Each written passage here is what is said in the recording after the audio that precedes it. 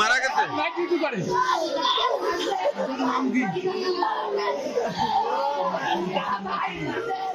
আপনার নাম কি?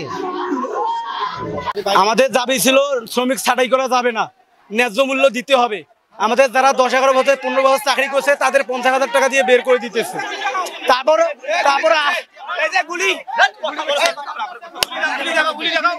আমাদের গুলি করছে। আমি সবার পিছনে ছিলাম। আমার ভাইটারে আমার গুলি করার সঙ্গে সঙ্গে সে আমার গায়ে পড়ে পড়ছে। দেখেন আমার গা পা কি হয়েছে, দেখেন আমার হাই এখন গুলি, এই হাতের রক্ত দেখেন, দেখেন সেনাবাহিনী গুলি করেছে। দেখেন দুইজন সঙ্গে সঙ্গে মারা গেছে, অটোতেই মারা গেছে, যাইতে পারেনি, মেডিকেলে যাইতে পারেনি, মারা গেছে।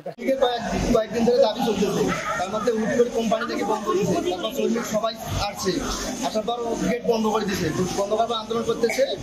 অনেকগুলো কোম্পানির লোক চলে গেছে, অনেকগুলো আন্দোলন করতেছে। তারপর হুট করে আর্মি গুলি করছে, সবাইকে গুলি করছে। তারপর পাবলিক আবার উল্টা ঢেলাঢেলি শুরু করছে। যখন গুলি শুরু করছে তখন পাবলিকও ঢেলাঢেলি করছে।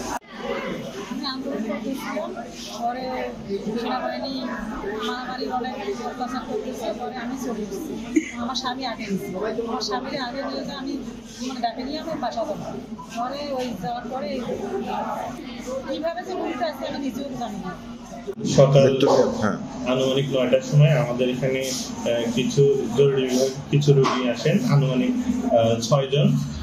এর মধ্যে একজন মৃত অবস্থায় আমাদের এখানে আসেন এবং বাকিরা শরীরের বিভিন্ন জায়গায় ক্ষত নিয়ে আসেন। তারা বর্তমানে চিকিৎসাধীন আছেন আমাদের অন্তর্বিভাগে।